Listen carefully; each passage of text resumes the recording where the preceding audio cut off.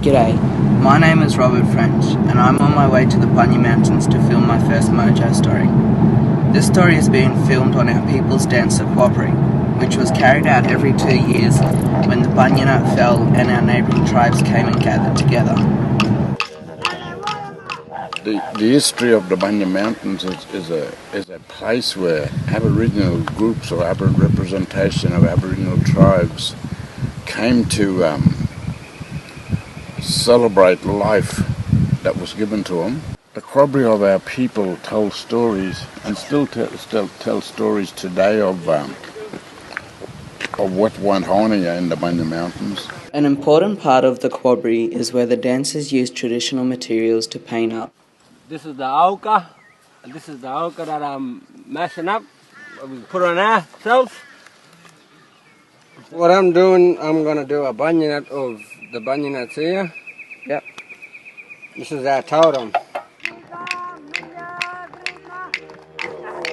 The totems and dance were some of the first ways that we learnt about our culture. With all Indigenous people, going way back, whether they're European Indigenous or Mediterranean Indigenous, whatever, they were all at one time hunters-gatherers, or in those terms similar, Now, the learning skills for the young kids, they used to do some of the gathering with aunties or uncles or whatever, and they were taught about what they were doing verbally, and that's how they learnt, by using their skills and listening to what was being told. In modern times with technology and that, like the cameras, mate, that's a learning tool for them, because they're looking at that screen, they're interacting with it, but they're also using their hands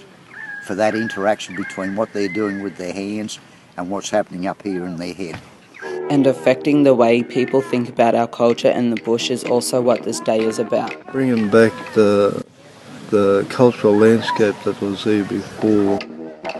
This place here culturally is like my church. I come to this mountain every day, and it just takes my breath away every time I come up here. But coming here to participate in the cultural events does a lot more than that. We've had a couple here within these guys, and they'd be petrol sniffers and whatever. They're completely forgotten all about it because they're too busy, and they're quite proud of promoting their culture as in dancing song. So there you have it, the story on the Bunya Mountains and why it is so significant to our people. So come on up and enjoy the bush. See you next time.